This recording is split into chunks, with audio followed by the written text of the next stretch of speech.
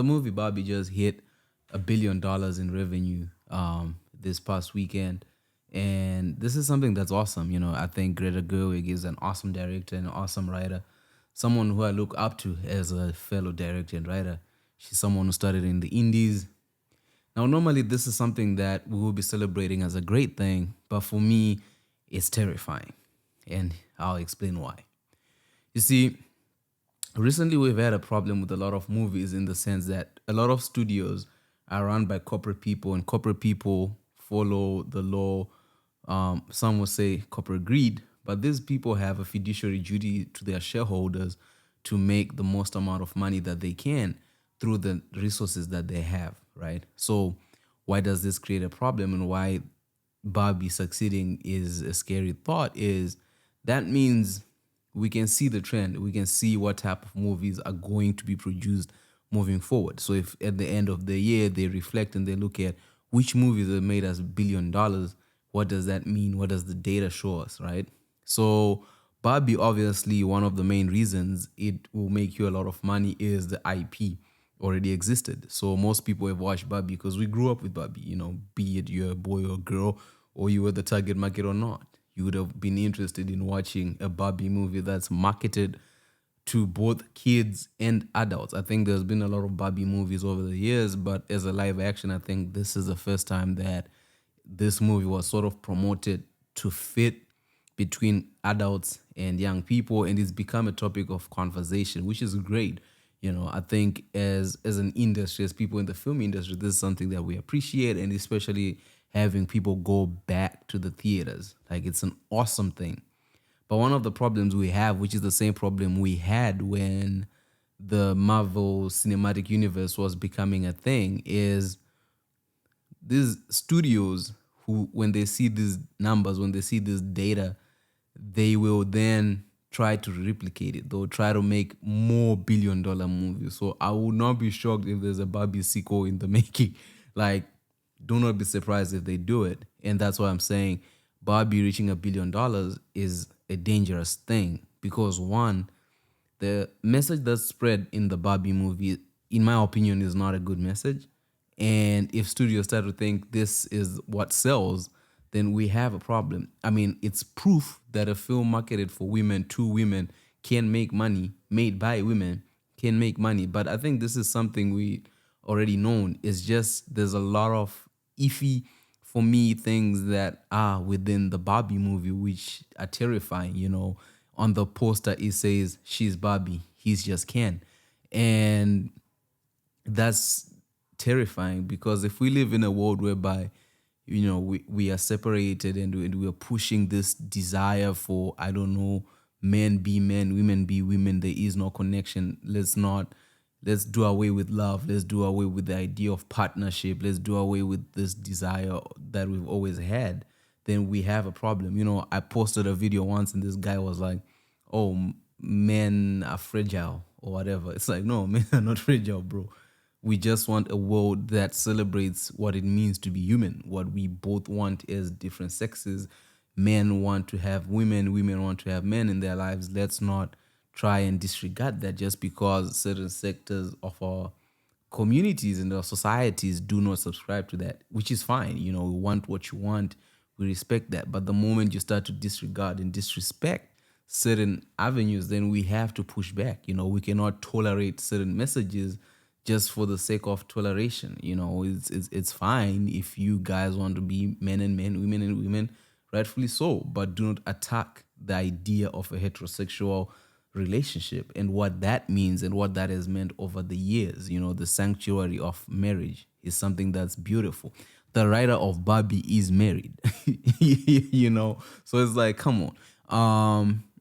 That's where I go, this might not be a good thing. The next part is, when things with IP already exist, we live in a time now where writers cannot write original material, because one of the problems we have is a lot of writers do not have interesting lives. And when you can only write about the things the question is, how do you make it interesting? If you gave me Barbie to write Barbie, and then you say, hey, we need you to write based on things that I will destroy what Barbie means, which is the same with any IP.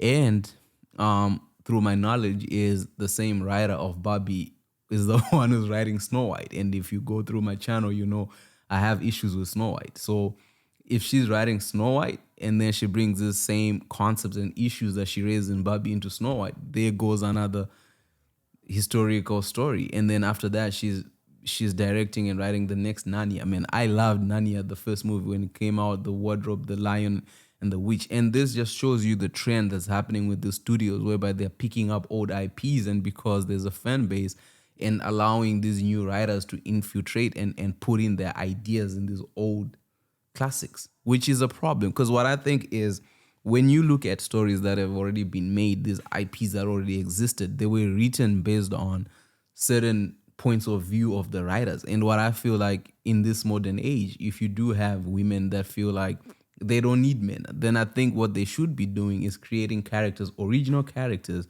that share these views, and then through their lived lives make a claim. Because what's happening and why it feels offensive is when you go to a thing where you know people love a certain character, people love a certain story, and you infiltrate and put in your ideas within that, then you start to offend people and you start to create a conversation, which we are having right now.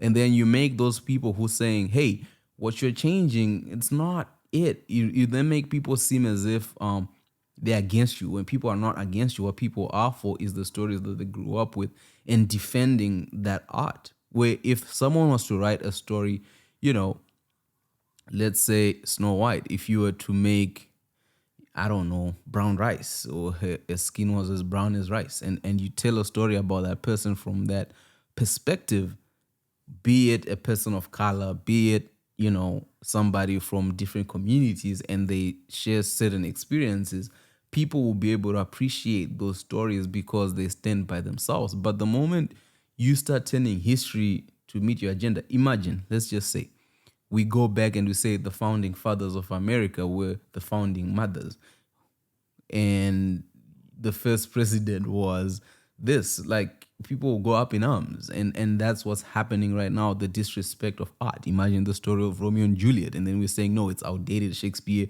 is not, it's from 2023, we cannot have a Romeo and Juliet. All of a sudden Romeo has to be Ruth and Juliet is, I don't know, James. And then that's how it works, because we want it to match with the standards of today. That is a problem. And you will have a lot of people saying no, we don't want to watch those stories. And the sad part is, as filmmakers, we have to hope our fellow filmmakers fail, because that then cuts off this idea of this type of storytelling people want to make.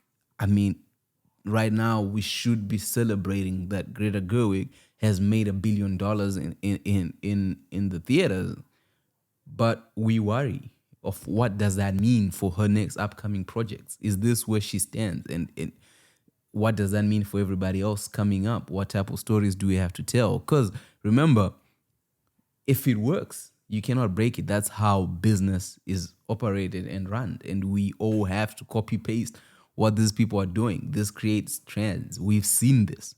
We saw it with the Fast and Furious movies. Like, there's 10 of them because they make money for these corporations, you know, for these studios behind them. They make money, so we will all be forced to go down this certain path. And that's what makes me be very afraid and very concerned. I feel one of the reasons and one of the main things that Barbie has succeeded is, I want to watch Barbie, man. I want to watch a Barbie movie with Margot Robbie. Like, it's a perfect recipe for success. But if the story is not a good one, then questions should be asked.